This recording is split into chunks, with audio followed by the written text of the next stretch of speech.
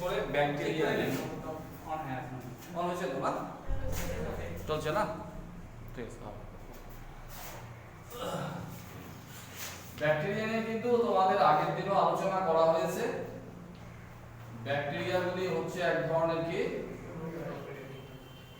Prokaryotes তো prokaryotes কাদেরকে বলা হয় দুই ধরনের সেলস আছে এক ধরনের সেলস হয় ইউক্যারিওট আরেক ধরনের সেলস হয় প্রোক্যারিওট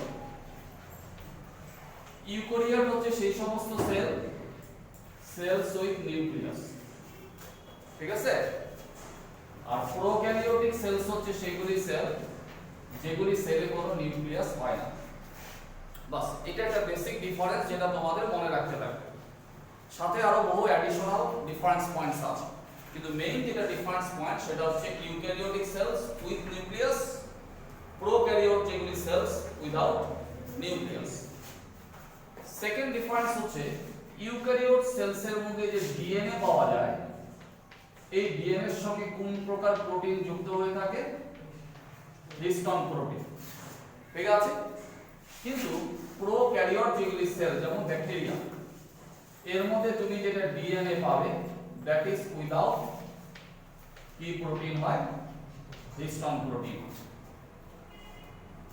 তো ব্যাকটেরিয়া এক ধরনের প্রোক্যারিওটস আর ব্যাকটেরিয়া বিভিন্ন শেপের হতে পারে বিভিন্ন আকার আকৃতির হয় ব্যাকটেরিয়া কি কি আকৃতির হয় সেগুলি নিয়ে কিন্তু আমরা আগের ক্লাসে ডিসকাস করে দিয়েছি অনলাইন ক্লাসে ওকাস আছে বেসিলাস আছে কমা শেপ বা সি শেপ ব্যাকটেরিয়া আছে সেগুলি নিয়ে ডিটেইলস ডিসকাস আমরা করেছি আজকে আমরা আলোচনা করব ব্যাকটেরিয়া সেল স্ট্রাকচার সম্পর্কে তো আমি একটা ব্যাকটেরিয়া ড্রয়িং করে নিই এখানে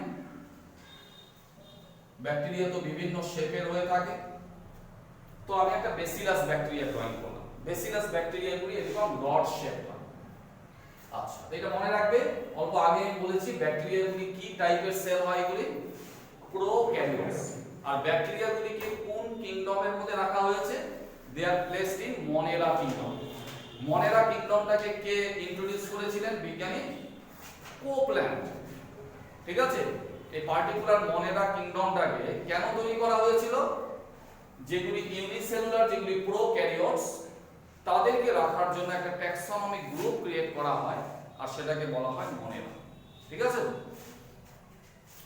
ব্যাকটেরিয়া একটা সেলকে স্টাডি করার সময় তুমি দেখবে like that of plant cell bacteria cell also possess cell wall এর মধ্যে তুমি কি পাবে সেল ওয়াল পাবে উদ্ভিদ কোষেরও সেল ওয়াল আছে ফাঙ্গাস সেটারও সেল ওয়াল হয় আবার আমরা ব্যাকটেরিয়ার মধ্যে সেল ওয়াল পাচ্ছি অবশ্য ব্যাকটেরিয়ার যেটা সেল ওয়াল এটা ডিফারেন্ট কেমিক্যালস দিয়ে তৈরি হয় রাসায়নিক স্ট্রাকচারটা আলাদা এর মধ্যে কি পাওয়া যায় এর মধ্যে একটা এক্সপ্লোসিভ কেমিক্যাল তুমি পাবে কল দি পেপটিডোগ্লাইকেন এই ইনফরমেশনগুলি ভেরি ইম্পর্টেন্ট এগুলি তোমার জানা থাকতে লাগবে এর মধ্যে যেটা একটা বিশেষ রাসায়নিক বস্তু পাওয়া যায় সেটা হচ্ছে পেপটিডোগ্লাইকেন সাথে আরো অন্যান্য অনেক রাসায়নিক বস্তু আছে যেমন লিপিডস আছে প্রোটিনস আছে এগুলি আছে কিন্তু যেটা এক্সক্লুসিভ কেমিক্যাল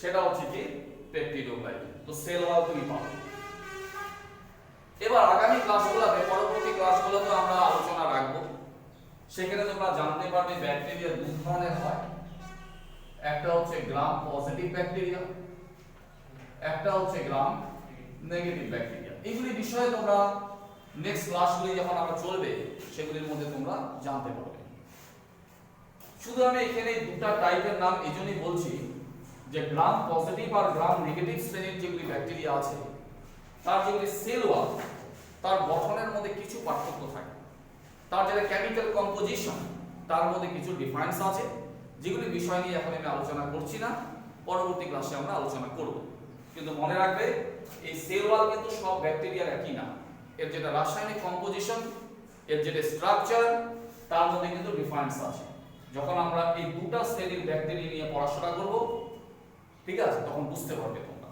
তবে এখন আজকের ক্লাসের জন্য জাস্ট তোমরা এতটুকু মনে রাখো যে ব্যাকটেরিয়ার সেল ওয়ালের মধ্যে কি রাসায়নিক বস্তু পাওয়া যায়, peptidoglycan.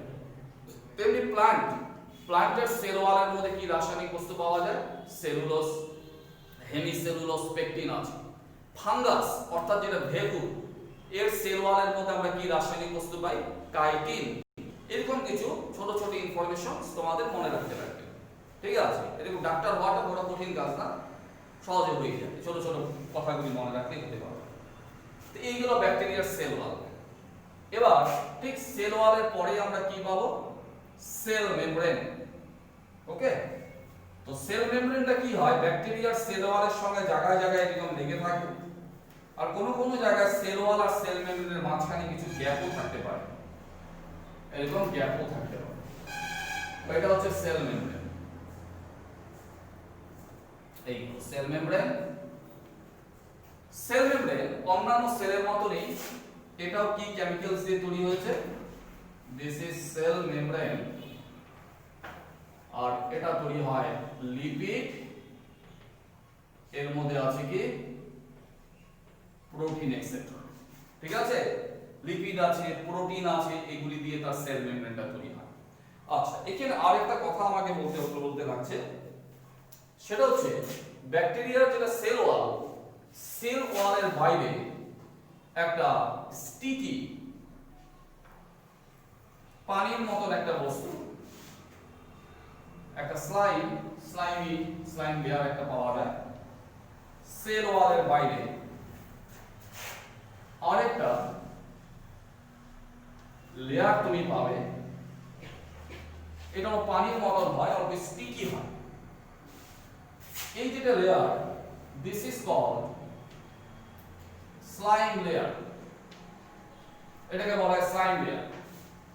It is protective in function.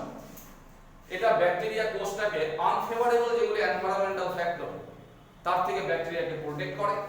কিছু ভাইরাস আছে, যে ভাইরাসগুলিকে বলা হয় ব্যাকটেরিওফাজ, সে ভাইরাসের আক্রমণ থেকে ওই স্লাইম লেয়ার ব্যাকটেরিয়াকে প্রোটেক্ট করতে পারে।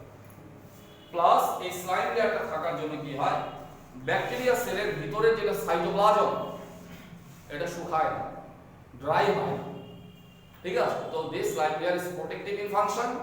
It protects the bacteria from desiccations, from the attack of the virus, and from different unfavorable environmental factors. তার থেকে স্লাইম লেয়ারটা রক্ষা করে।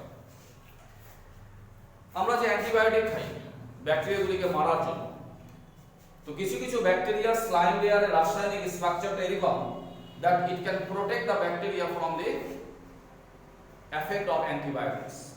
অ্যান্টিবায়োটিকের প্রভাবটাকে নষ্ট করে দেয়, এইভাবে ব্যাকটেরিয়া বেঁচে যায় অনেক সময়। এটা স্লাইম লেয়ার, খুব ইম্পর্টেন্ট একটা স্ট্রাকচার। অবশ্য কিছু কিছু ব্যাকটেরিয়া আছে যার এই স্টিকি ওয়াটারি যেটা সাবস্টেন্স, স্লাইম লেয়ারটা পানির মতন হয়, অল্প আঠা আঠা হয়, কিন্তু কোনো কোনো ব্যাকটেরিয়ার ক্ষেত্রে এটা রিজিড হয়, হার্ড হয়, অল্প শক্ত হয়ে যায়, আর তখন স্লাইম লেয়ারটাকে বলা হয় ক্যাপসুল, ঠিক আছে? তখন কি বলা হবে, ক্যাপসুল বলে বলা হয়। যাই হোক, এটা হচ্ছে সেল মেমব্রেন। এই সেল মেমব্রেনটা একটা জায়গাতে, খেয়াল করবে ডায়াগ্রামটা খেয়াল করবে, এই সেল মেমব্রেনটা একটা জায়গাতে সেল ওয়াল থেকে খুলে যায়, খুলে গিয়ে ভিতর দিকে এরকম ভাঁজ খেয়ে যায়, এরকম ভাবে ভাঁজ খেতে আরম্ভ করে। দেখেছো ডায়াগ্রামটা দেখলে বুঝতে পারবে, সেল মেমব্রেনটা এরকম ভাবে ভাঁজ খেতে আরম্ভ করে, এরকম ভাবে ভাঁজ খেয়ে যায়। ভাঁজ খেয়ে গিয়ে যে স্ট্রাকচারটা ফর্মেশন হয়, এই স্ট্রাকচারটার নাম হলো মেসোজোম। এই স্ট্রাকচারটার নাম হলো মেসোজোম। ভেরি ইম্পর্টেন্ট একটা মেমব্রেন মডিফিকেশন ইন ব্যাকটেরিয়া। প্রশ্ন আলাদা করে আসে যে ব্যাকটেরিয়ার মধ্যে একটা মেমব্রেন মডিফিকেশনের নাম বলো।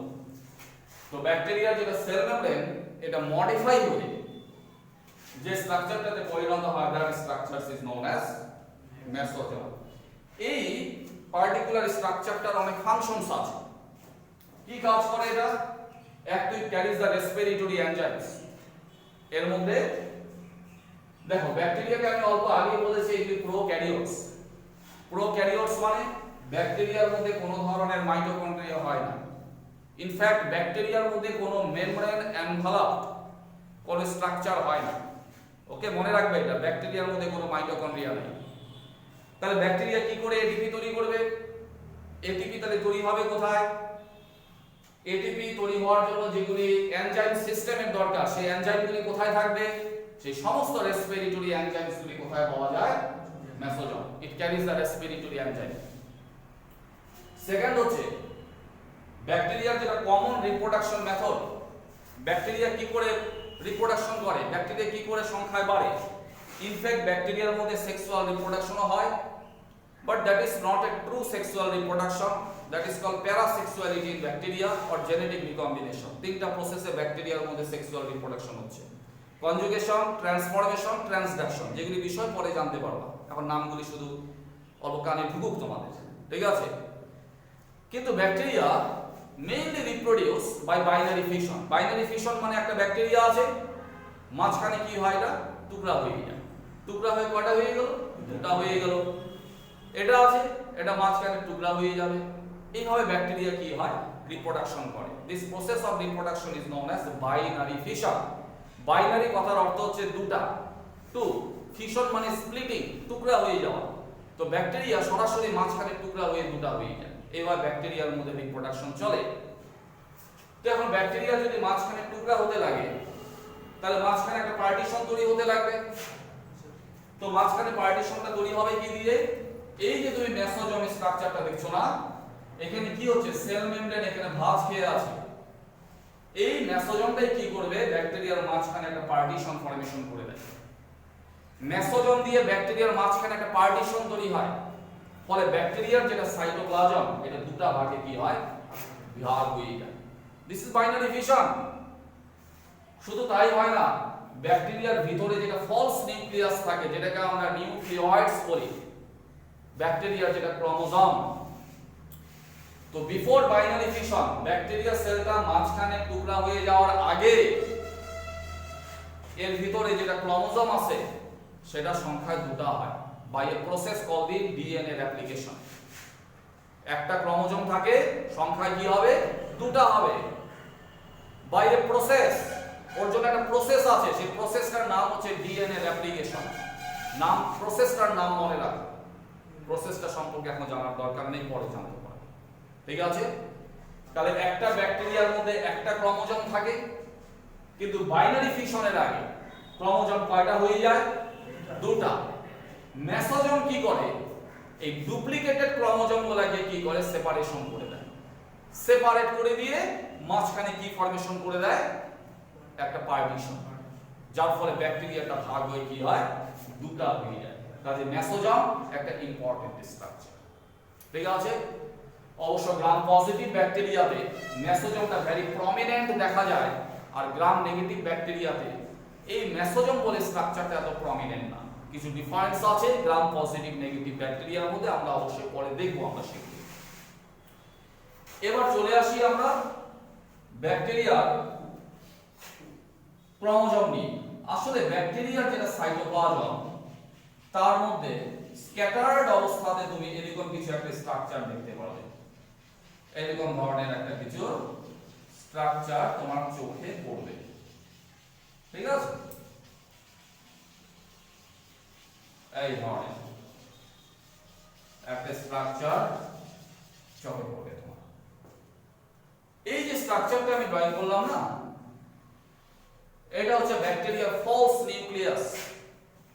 This is not true nucleus, false nucleus. এটাকে বলা হয় nucleoid. This is known as nucleoid, false nucleus একটা,